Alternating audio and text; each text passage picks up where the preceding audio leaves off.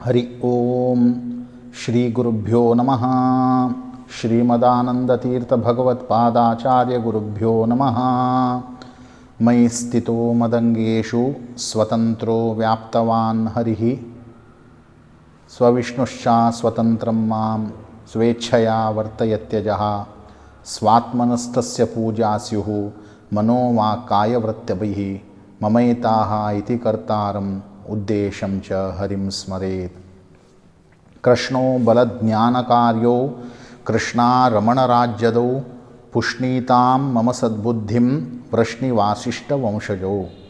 लसतु श्रीमदानन्दतीर्थेन्दुर्नो हृदम्बरे यद्वचश्चन्द्रिका स्वान्तसन्तापं विनिकृन्तति।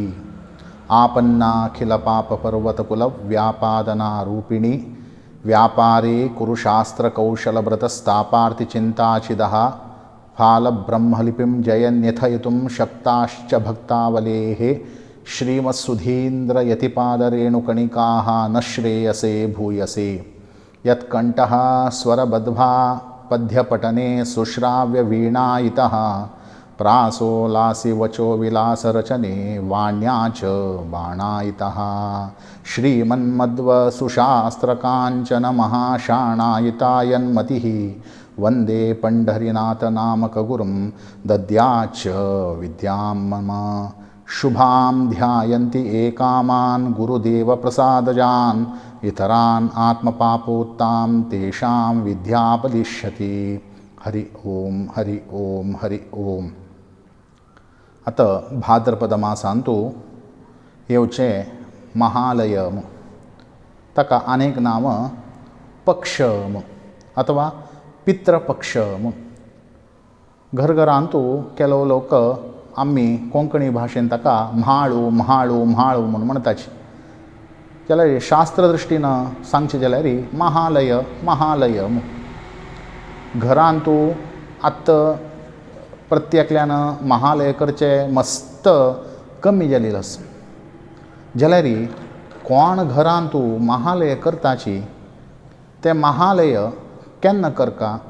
कशी करका भाद्रपद कृष्ण पक्षांतूची ते पितृपक्ष करच्या कारण कितें हाजे बद्दल कितले लोकांक गोतना। आमगेल पुर्वीक कोर आयल्याची आमी घरांतू म्हाळ करताची अशें म्हणून कितले लोकांना म्हणचें आसा। जाल्यार शास्त्रीय दृश्टीन चिंतन करचें हांगा आवश्यकता आसा। त्या देखून आजी आमी महालय हें एक विशया वयरी हाजें एक अर्थ अनुसंधान करून घेवया। परम दुर्लभ जावन आशिल्लें तसलें मनुष्य जन्म तें जन्माचें साफल्यता प्राप्त करून घेतिलें आमगेले आचरणे वयरी अवलंबित जावंक गेनासकी। भगवंतान आमकां हें मनुष्य जन्म कित्याक दिल्या की म्हणून म्हळ्यार मागशीचे जन्माचे शेष पाप म्हळ्यार अर्थात रिक्त खाली कोरून आत्त मुखारी जाल तितले चड पुण्य संपादन करून मोक्ष मेळील घेवची म्हणून घेन। जाल्यार कितलेची जन्म घेतल्यार बरें खाली करच्या जायनाशिल्ले तितले पाप आमी हें एकूच जन्मांतू संपादन करून सोडता की। तसलें हें एक कठीण समस्येक आमगेलें शास्त्र सुलभ परिहार दिता। तें कसं न्हय म्हणून म्हळ्यार शास्त्रा प्रकार मृताले आत्माक शाश्वत परिहार जावका म्हूण जाल्यार तें कसं आसा तागेले चरडूमाले मुख्य कर्तव्य जावन आसकी। त्या खातीर गरुड पुराणांतू एक वाक्य येता कोण व्यक्ती पुत्त मळील तसल नरकांतल्यान तांगेले पित्रांक उद्धार करता पार करता ताका पुत्र म्हणून म्हणटा की। त्या देखून मृताले उद्दिश्य जावन श्राद्ध तशींची दान तर्पण इत्यादी करून तांगेले ऋणांतल्यान मुक्त जावका म्हणून श्रुती वाक्य सांगता। असले विशेष कर्तव्य करचे संदर्भांतू केलव गमन करत असले अंश आस तो कालू खंयचे खंयचे कालांतू पित्रांक सद्गती दिवत असले कार्य करका म्हणलेलो प्रश्न येता। पळयाची वार्षिक श्राद्ध रूढीन दवरून घेतिल्लें तसलें मृताले तिथीक तांगेले मासीक तिथी येवचे संदर्भांतू करचे पिंड प्रधान तें करताले बापूसो म्हळ्यार पितामह प्रपितामह मातुः पितामही प्रपितामही म्हळ्यार बापूसो बापसूलो बापूसो तागेल बापूसो अथवा आवसो तिगेल माई हांकां उद्देश करून पिंड प्रधान करून तांकां उत्तम सद्गती मेळो अशें म्हण आचरण करतसले संदर्भ त्या समया वेळार आमी तांकां मात्र पिंड प्रधान करताचे जाल्यार भाद्रपद कृष्ण पक्षांतू घरां भितर कोण कोण मृत जाल्लो आसा तांकां पुरा लोकांक तर्पण दिवका अशें म्हणून सांगिल्लें आसा तांतू वरें हें भाद्रपद मासूची कित्याक म्हणून केलो सामान्य लोकाले तर्क आसा ते कसन सांगता म्हणून म्हळ्यार वर्सांतू एक पटीपुणी पित्रांक पुर्विकांक उडगास करून तांगेले श्राद्ध तिथी आचरण करका अथवा तांगेले एक उडगास करून त्या दिसाक आराधन करका म्हणून न्हू शास्त्र सांगता ते कशें म्हणून म्हळ्यार भुलोकांतू वास करतसले आमगेले एक वर्ष म्हळ्यार तांकां पित्रांक एक दिवस घेतो त्या देखून वर्षांत चूक नाशीचे एक दिवस म्हळ्यार हे भाद्रपद कृष्ण पक्षांतू ते पुर्विकाले उद्देश करून श्राद्ध केल्ले निमित्त तांकां प्रति दिवस आराधन केल्या म्हणके जाता अशें म्हणून शास्त्र वचन घेवन आसा पळयाची तांतूवरेची सांगता जाल्यार मासांतू होड मासू म्हणून म्हळ्यार भाद्रपद मास के हो मास प्रारंभ जाल्लोची उत्तरा भाद्रा नक्षत्रां भितर मनुष्य जन्म घेवन जाल्ले तदनंतर ते आत्माक शाश्वत भद्रस्थान आनी पितृलोकांतू स्थापन करच्याक आनी तांकां तर्पण दिवन शुभ म्हूण मनसून घेवच्याक हें पक्ष सूक्त समय काय वर्षांत एक पटी पिणून त्या दिसो आमी तांकां तर्पण दिवका अशें म्हणून सांगिल्लें आसा ताकाची विशेश जावन ते कसन सांगता म्हणून म्हळ्यार निर्णय संधू इत्यादी ग्रंथांतू तें पित्राल बद्दल विशेष एक विचार तांत भितर सांगता ते हो भाद्रपद कृष्ण पक्षू कित्याक घेतला म्हणून थंय तो कसन सांगता म्हणून म्हळ्यार आषाढ मासांतुले पुनवे जाले नंतर वयले पंचा पक्ष कसो येता तो पितृपक्ष म्हणून घेता म्हळ्यार आषाढ मासाचे पुन्नव तदनंतर श्रावणांतुले 2 पक्ष तदनंतर भाद्रपदाचे शुक्ल पक्ष 4 जाले पंचा पक्ष त्यांचेची भाद्रपद कृष्ण पक्ष म्हणून पित्र हे पक्षां भितर प्रतिनित्य तांकां अन्न आनी उद्दा जावका म्हणून न्हू तांणी निरीक्ष करता उरता के त्या देखून ते पुर्विकाल उडगास करून कोण तांकां जावका आशिल्लें तसलें अन्न पिंड रुपार दिवन घेवन संतुश्ट करताची कोण तांकां उद्दाक तर्पण रुपार दिवन संतुश्ट करताची तांणी तांगेले पितृ ऋणांतल्यान मुक्त जाता अशें म्हणून निर्णय सिंधू भितर केलो आमकां वाक्य मेळटा तशींच हें 15 दिवसाचे पक्ष हें कशें म्हणून म्हळ्यार 15 दिवसां भितर हें कसन तीत आसा ताका पक्ष म्हणून म्हणटा हें पक्षांतू विशेष दिवस सांगिल्लो आसा पितृपक्षाक ते खंयचे दिवस येता म्हणून म्हळ्यार तांतू फस्ट महाव्यतिपात तशींच महाभरणी मध्याष्टमी तशींच विशेश जावन घेवन अविधवा नवमी यतिद्वादशी घात चतुर्दशी आनी महालया अमावास्ये म्हणून म्हणिल्लें तसलें विशेष पर्व कालू हें भाद्रपद कृष्ण पक्षां भितर येतकें हें कशें म्हणून म्हळ्यार कोण मनुष्य तागेले आवस बापसुले मृततिथी भितर अथवा मध्याष्टमी दिवसू महाव्यतिपात दिवसू अथवा महालय अमावास्ये दिवस एक दिवस पुणी तांगेले उद्देश करून त्या दिवसा श्राद्ध अथवा सकरन महालय श्राद्ध करका अशें म्हणून आमकां धर्मसिंधू इत्यादी ग्रंथां भितर हाजे बद्दल उल्लेख मेळटा सूर्य कन्या राशींतू उरताना भाद्रपद कृष्ण पक्षांतुले 15 दिवस आनी आश्वयुज शुक्ल पक्षाचे पाडवो अशी 16 दिवसू प्रतिनित्य पार्वण विधीन तांकां श्राद्ध करका अशें म्हणून घेवन धर्मग्रंथ सांगताचे तें कशें म्हणून विचारच्या घेवन गेल्यार पळयाची प्रति दिवस आतां महालय करतले मस्त विरळ जावन गेल्याचे त्या देखो केलो लोक कसन करता की म्हणून म्हळ्यार प्रति दिवस करचे जाल्यार एक दिवस पक्ष म्हणून उठू लोकांना उडगास करून सकरन महालय श्राद्ध करतल बरें याच तशी प्रति दिवस सकरन महालय श्राद्ध करना जाल्यार प्रतिनित्य तर्पण दिवका म्हणून सांगिल्लें आसा अथवा खंयच्या दिवसाक सकरन महालय श्राद्ध करता श्राद्ध जाल्या नंतर ताणें तर्पण दिवका परेहनी वरे तर्पण दिवका अशें म्हणून घेवन बरें सांगिल्लें आसा तशींच मुखारी कोणाक हें भाद्रपद कृष्ण पक्ष 15 दिवसां भितरी महालय श्राद्ध करचें जायना तेन्ना ताणें केन्ना करीत म्हणिल्लें केलो लोकांक संशय म्हणिल्लो उरता ताका बरें धर्मसिंधू ग्रंथां भितरी एक विशेष उल्लेख मेळटा तुला मास तो वस्तुतः सूर जावचें केन्ना की म्हणून म्हळ्यार आश्वयुज कृष्ण पक्षान सूर जाता म्हळ्यार एखादा आतां आमकां कृष्ण पक्ष वा भाद्रपदां भितर पितृपक्ष करच्या जालना तुला मास आरंभ जालेले तेन्ना म्हळ्यार आश्वयुज कृष्ण पक्षां भितर वरें हें महालय श्राद्ध करीत एके पटी हो अवकाश आमकां कार्तिक कृष्ण पक्षां भितर उरता म्हळ्यार त्या वेळार तो तुला मास एके पटी उरता तशीं धर्मसिंधू इत्यादी ग्रंथांतू हें महालय श्राद्धा बद्दल अशें उल्लेख आसा आनी आतां आमी मुखार पळोवच्या गेल्यार हें भाद्रपद कृष्ण पक्षांतू करचे एक एक तिथी भितरी खंयचे खंयचे श्राद्ध जाता म्हूण तांतू अविधवा नवमी म्हूण म्हळ्यार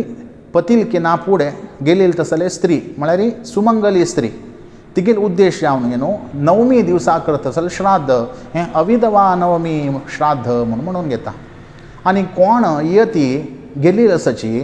तांगेल उद्देश जावन भाद्रपद कृष्ण द्वादशी दिवसा करता तसलें महाळू ताका यती द्वादशी अथवा यती महालय म्हणून म्हणटाचे घात चतुर्दशी म्हणून घेता घात चतुर्दशी म्हणून म्हळ्यार आत्महत्ये कोणाल केलेली उरता अथवा जाल्लेली उरता अथवा तांकां विषप्राशन इत्यादी तुल्यान कोण मेल्लेली उरताची तांगेल उद्देश जावन घेवन भाद्रपद कृष्ण चतुर्दशी दिवस करता तसलें श्राद्ध ताका घात चतुर्दशी श्राद्ध अशें म्हणून म्हणटाचे आनी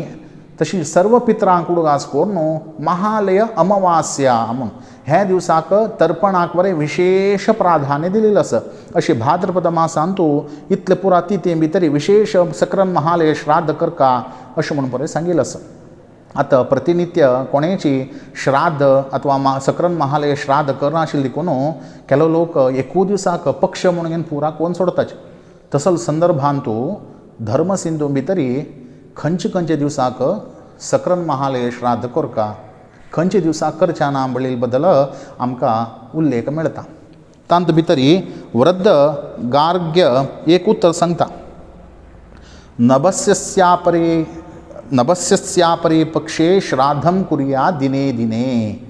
नभस्यस्यापरे म्हणून म्हळ्यार भाद्रपद मासाक नांव तें त्या दिवस कृष्ण पक्षां भितरी प्रति दिवस सकरन महालय श्राद्ध करका म्हणून सांगता ब्रह्मांड पुराणांत वर एक उत्तर सांगतो आश्वयुग कृष्ण पक्षे तू यश्राद्धं कुर्या दिने दिने आश्वयुग म्हळ्यार तुला मासांत हांव तुमकां सांगल्या म्हण घेता वळी त्या वेळार कृष्ण पक्षांत वरें सकरन महालय श्राद्ध करेत अशें म्हणिल्लो तो उल्लेख करता एकादशी कसनस तें व्रत सकल नियमाकिना मस्त म्हत्व जावन आशिल्लें देखून वैष्णवांनी एकादशी दिवसाक श्राद्ध करच्याक ना तांतूची घात चतुर्दशी केवल अपघातादितुल्यान जाल्लेले मेल्लेले लोकांक मात्र त्या दिवसाक पिंड प्रदान आशिल्लें देखून हे 2 तिथी सोडून उरलेली 16 दिवसां भितरी श्रद्धाळू जनान प्रतिनित्य सकरन महालय श्राद्ध करेत अथवा तर्पण दिवेत म्हणिल्ले धर्मसिंधू भितरी उल्लेख आसा तशींच विशेश जावन घेवन प्रतिपदा षष्ठी आनी एकादशी हाका नंदा तिथी म्हणून म्हणटाचे हे तिथी दिवसू सकरन महालय श्राद्ध अथवा श्राद्ध करच्या ना म्हणून म्हणटा त्या देखून सांगतो नंदायां भार्गव दिने चतुर्दश्यां त्रिजन्मसु येषु श्राद्धं न कुर्वीत ग्रही पुत्र धनक्षयात नंदायां म्हळ्यार तेंची एकादशी पाडवो आनी विशेश जावन घेवन षष्ठी हे दिवसाक नंदा तिथी म्हणून म्हणटात हे दिवसा श्राद्ध करचें ना भार्गव दिने म्हळ्यार शुक्रवार दिवसू एकू दिवस करतल्यांक मात्र लागू पडतें प्रतिनित्य कोण महालय करता तांकां हे तिथी कसले संबंधपणा कोण उठू दिवसाच मेळून एक दिवसा करता तसल मनशान शुक्रवार दिवसू सकरन महालय श्राद्ध करचें ना म्हणून म्हणटा इतले न्ही रेवती रोहिणी मघा नक्षत्र हें 3 वर्जे म्हणून सांगिल्लें आसा सकरण महालय श्राद्धांत. हें जेव्हा असलें सांगिल्लें हांत भितर कोण करताची तेन्ना कसन जाता ग्रही पुत्र धनक्षयात. तांगेल घरान तूं एक ना एक तोंदर जाता अथवा तांगेल हांत भितर घरान तूं चेडूवांक मस्तींतलो परत तोंदर जावन पुत्र धनक्षयात दुड्डू तांगेले क्षय जाता आनी पुत्रांक पुरान म्हणी तोंदर जाता अशें म्हणून न्हू श्रुती वाक्य आसाचे. इतलें न्हय मुखार सांगतो वसिश्ठ आनी वृद्ध गार्ग्य सांगताची प्राजापत्येच पौष्णेच पितृक्षे भार्गवे तथा यस्तु श्राद्धम प्रकुर्वीत तस्य पुत्रो विनश्यती म्हणून त्यांचीच आनी उप सांगतो रेवती नक्षत्र तशींची मघा नक्षत्र आनी रोहिणी नक्षत्र हें 3 नक्षत्रांत जेवो कोणें जेवो म्हूण केलें जाल्यार यस्तु श्राद्धम प्रकुर्वीत कोणें जेवो केलें म्हणून जाल्यार तस्य पुत्रो विनश्यती. तें केलें जसल मनशाले पुत्र नाश जावन वता अशें म्हणून सांगिल्लें आसा. आतां भाद्रपद मास कृष्ण पक्षांत करतसले तर्पणा बद्दल आमी चिंतन करुया. तर्पण कोण कोणा दिवका क्रम जावन न्हू फस्ट कोण येताची कडेर कोण येताची म्हणलें पासून धर्मशास्त्र ग्रंथांत ताजे बद्दल सविस्तार जावन दिलेलो आसा. ताका श्लोक पासून येता आदो पिता तथा माता सापत्नी जननी तथा मातामहा सपत्नीकाः आत्मपत्नी ततः परं सुतभ्रात्र पितृव्याश्च मातुलाश्च सभार्यकाः दुहिता भगिनी चैव दौहित्रो भागिनेयकः शालको भावुकश्चैव श्वशुरो गुरुरत्विजाः एते स्यु पितरस्तीर्थे तर्पणे च महालये म्हणून तो श्लोक सांगून सोडता. क्रम जावन गेल्लेल्यांक तर्पण कशें दिवका म्हणून आदो पिता तथा माता क्रम जावन फस्ट बापूसू तदनंतर आवसू तदनंतर गेल्लेले बायल तशींची माव माई तदनंतर विशेष जावन चेल्लो गेल्लेलो तदनंतर विशेष जावन तागेले भावंड बापुल्यो महांतू तांगेल बायल गेल्लेले तसल चिल्ली तशींची तागेले बायलेले अण्णा तम्मा तांगेल चेडूं तशीं तागेल साड्डू आनी तागेल मेवणो हें जाले नंतर विशेष जावन कुलपुरेत भटमामू तशी गुरूंक हें पुरा जावन ते घरांत तूं कोण कोण गुत्त आसून आमकां गेल्लेलो आसाची तांकां पुरा सर्वांक तर्पण दिवका अशें म्हणून न्हू तो श्लोक सांगता. आनी वरें मुखार सांगता केलो लोकांक वृद्धाप्य म्हणलेलें उरता इतलें पुरा विस्तार जावन घेवन बसचें जायना अथवा केलो लोकांक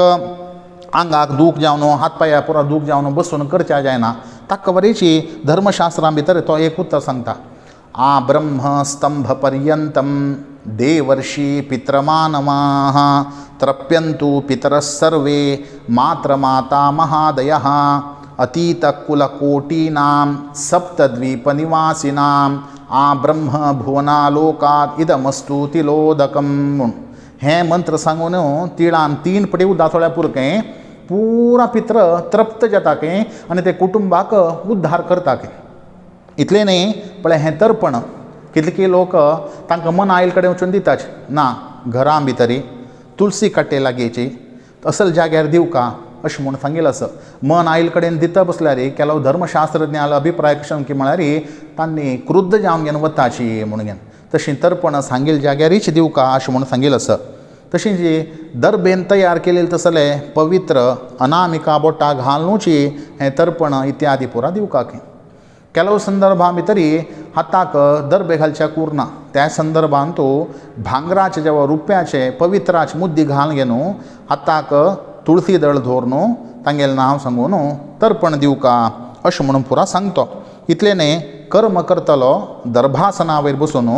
पिंड आनी कर्मांग करेसितलो दर्भा वयरीची पिंड प्रधान करो सुका अशें म्हणून पुरा सांगिल्लें आसा. तशींची तर्पण दिवची तसल जाग्या बद्दल सांगता धर्मशास्त्रां भितर. ते शुद्ध जाग उरका की त्या जाग्यार चुरू वरे खंयचे केस मळील पोण उरचे ना की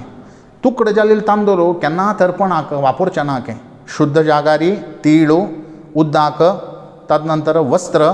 तदनंतर पवित्र आनी विशेश जावन 3 दर्बे आनी तांदूळ हें इतलें पुरा धरून बसून शुद्ध जाग्यार बसून तर्पण दिवका अशें म्हणून सांगिल्लें आसा.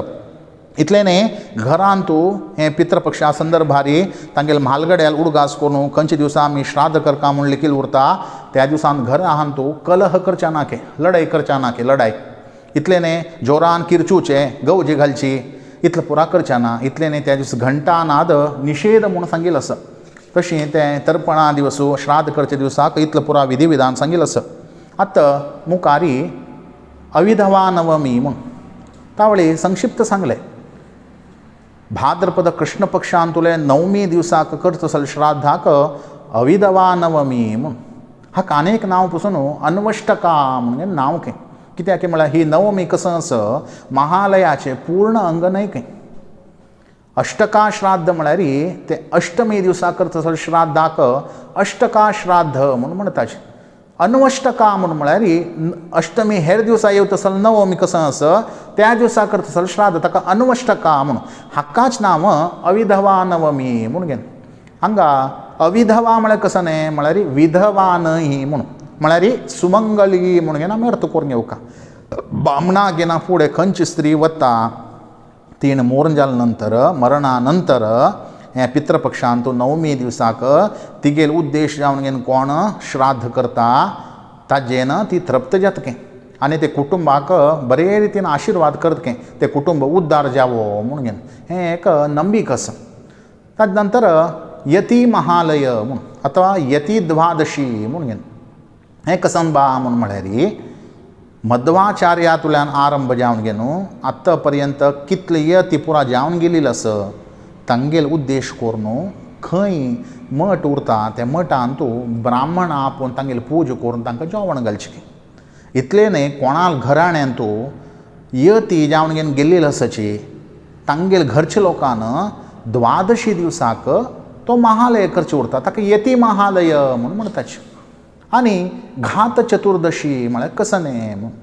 घात चतुर्दशी म्हणून म्हळ्यार महालय अमावास्याचे फुडें दिवसा ती चतुर्दशी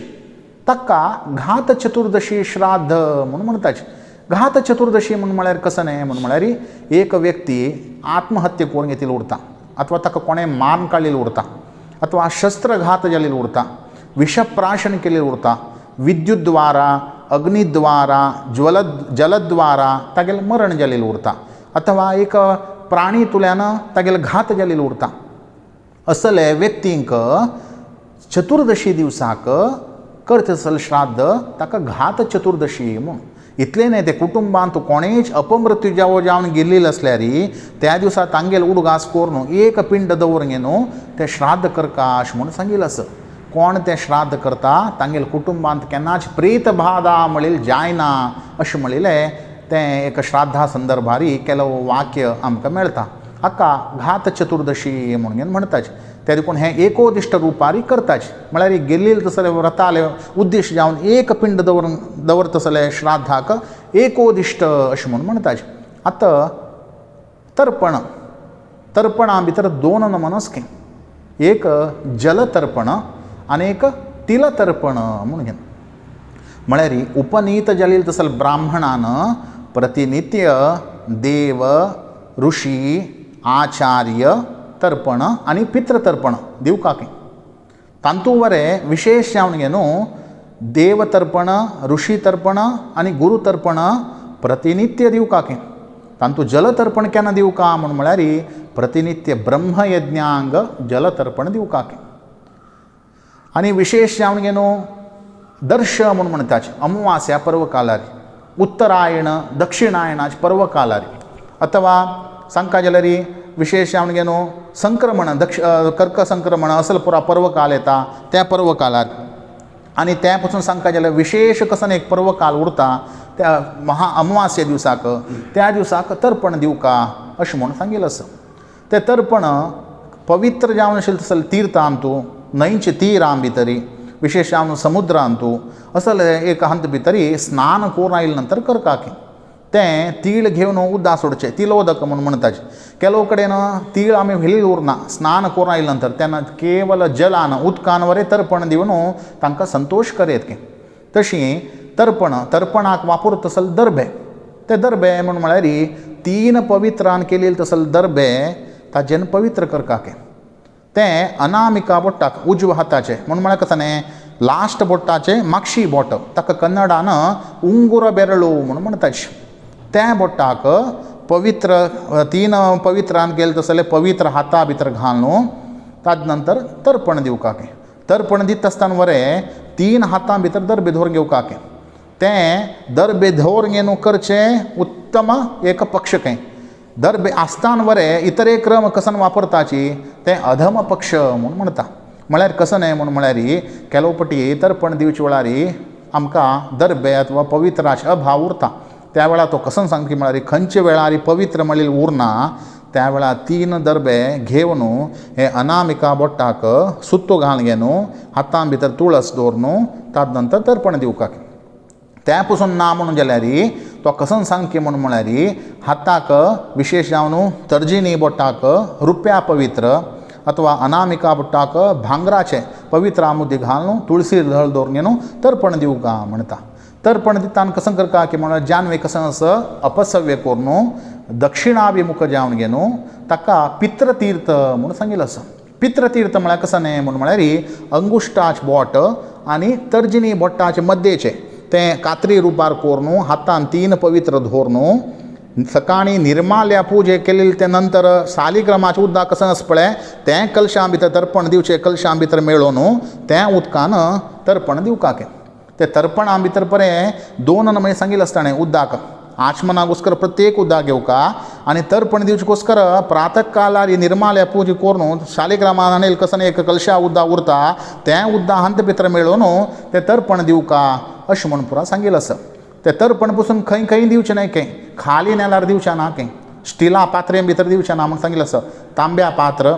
विशेश जावन घेवन वापरका म्हूण सांगिल्लें आसा. आनी विशेश जावन तिळाचें तर्पण कसन आसा अमावासे पर्व कालार दिलेलें तेन्ना समस्त पित्र संतृप्त जाता कें आनी कुटुंबाचे अभिवृद्धी घोस्कर तांणी प्रार्थना करता कें. आनी आतां सांगचें जाल्यार हें पितृपक्षांतू दानाक बरें मस्त म्हत्व दिलेलें आसा. तें दान दिले निमित्त तें पित्र पसून संतृप्त जाता कें. खंयचें दान म्हूण म्हळ्यार तरकारी तेल तूप दाळी तशींच तांदूळ आनी नवीन वस्त्र गोड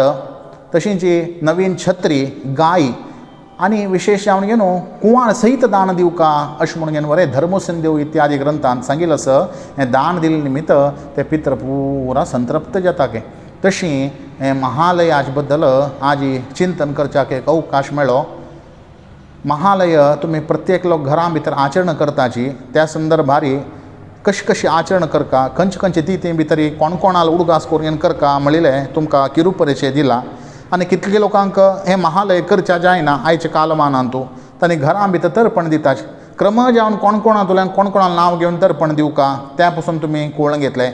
आनी मस्त विस्तार जावन करचें जायना. केल्या लोकांक वृद्धाप्य उरता हात पांयान निशक्ती उरता सुलभ रितीन तांगेलें पुरा नांव सांगून उद्दा सोडचें त्या पासून क्रम तुमी आयकून घेतले. आनी महालयान करता आसलें दान कसन करता त्या पासून तुमी अर्थ करून घेतलो. तर्पण कशें दिवका खंयचे दिक्कार आपोवन दिवका पवित्र हातां भितर घालून घेवन कशें तर्पण दिवका पवित्र अभाव आशिल्लें तेन्ना तुळसी दळ पसून हें अनामिका बोटाक घालून घेवन तर्पण दिवेत म्हणून पसून धर्मसिंधू भितर सांगिल्लें आसा. अशें हें महालयांक संबंध पडिल्ले श्राद्धा बद्दल तर्पणा बद्दल खंयचे दिवसां भितर करता खंयचे दिवसां करचें ना म्हणिल्ले बद्दल पसून